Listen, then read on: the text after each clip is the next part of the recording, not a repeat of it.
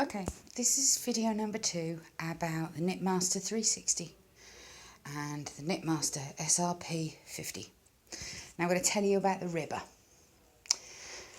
This ribber is 200 needles long. It matches the 200 needles that belong on the 360, the 260 and the 323.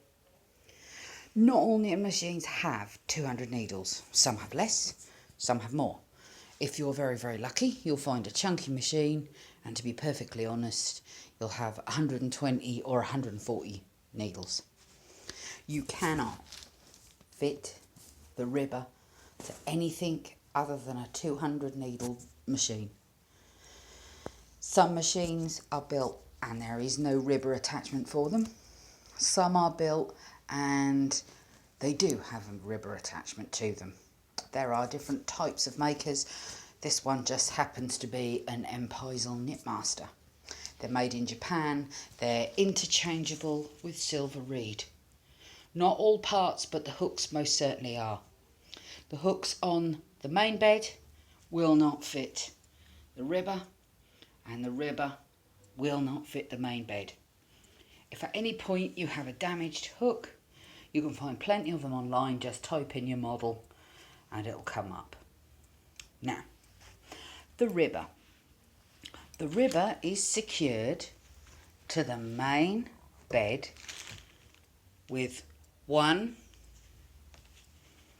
and there's another one on this side. They're also secured with a clamp. Now the clamp looks like this. Can you see it? There it is. It's just an ordinary square clamp. And this will lift the machine up and slot under the machine to give it lift and to get it in the right position. All you do is hold the machine. It is a two-person job, and it is, regardless of what you think, it's a two-person job. Some people can do it one-handed, some can't. I definitely can't.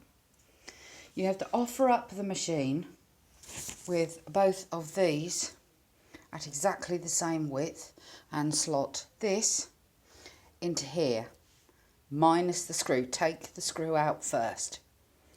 Once you have sent this bit home inside the machine, do the screw up first.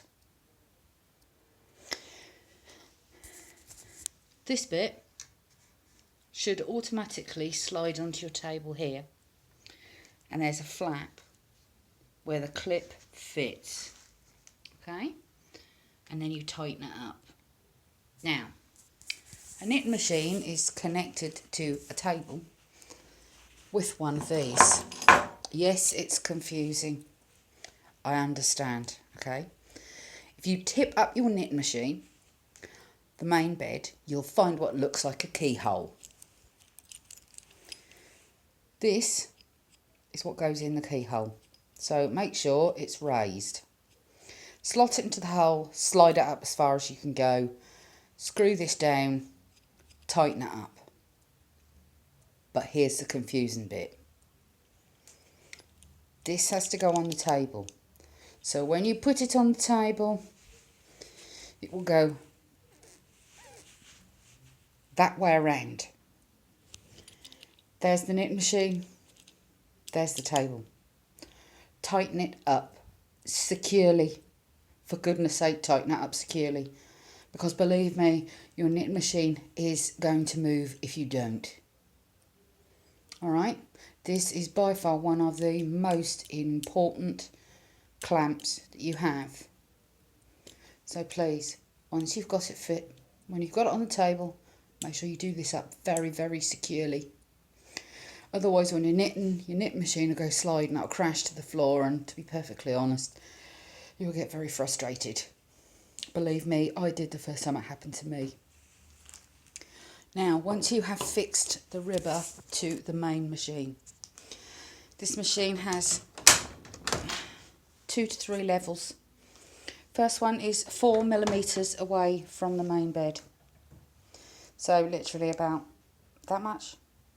The second setting is 17 millimeters away from the bed. and the third one is 48 centimetres from the bed.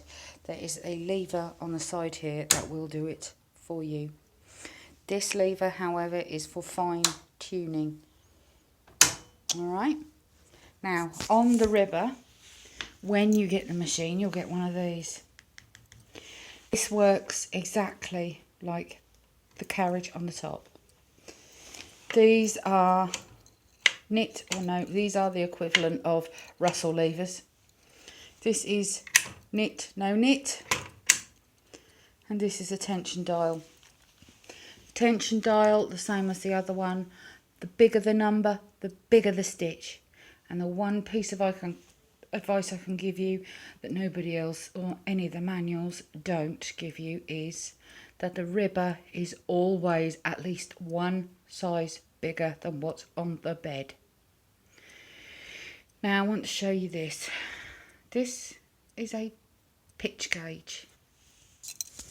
You've got full pitch and half pitch. It moves the bed from side to side, and this is the distance between. So 5 is exactly central, and then you've got to the left, to the right.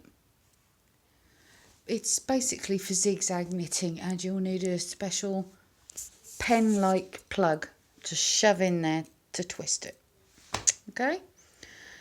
You'll also find that you should have a special carriage. It looks like this. It works in place of this. You unscrew it, remove it, and put this in the same way. You bring the bed up together, and this clips into here like that. This knob here releases this from the ribber. Unless you have finished ribbing, do not remove this. Do not remove it halfway through the row. It spells absolute disaster. So if you're ribbing, until you decide you want to stop, do not separate the two beds and remove this until you are sure you're done. So I want to show you something else as well. I want to show you a cast on comb. Knitmasters have these. You should have at least 4 sizes. This one is the mid-range. The holes on the edge are for hanging weights. The weights look like this. Okay, and how many weights you hang depends on how many stitches you have on the main bed, how many stitches you have on the ribber bed. This is to be used when only with the ribber and main bed. You can't use it on the main bed on its own. You use it in conjunction with the ribber instead of the nylon cord that's advised when you use just the ordinary machine. It has a wire to be pulled out. It slots in between the machines, and once you've got the wool in between the tines, you slide the wire back in. Please, I would advise that when you decide that you want to use a cast on comb, check that the wire is not bent, twisted, or even just a bit bumpy, because it will make putting the wire back in the cast on comb a mission. Not only that, but these are sprung, so they will spring back to their original. I tried straightening one before, and to be perfectly honest, I wish I hadn't. It was an absolute mess. Okay, so I've shown you what I can for the minute. There are a few things I can tell you, but I'll tell you in the next video. So, thank you very much for watching, and I'll see you again soon.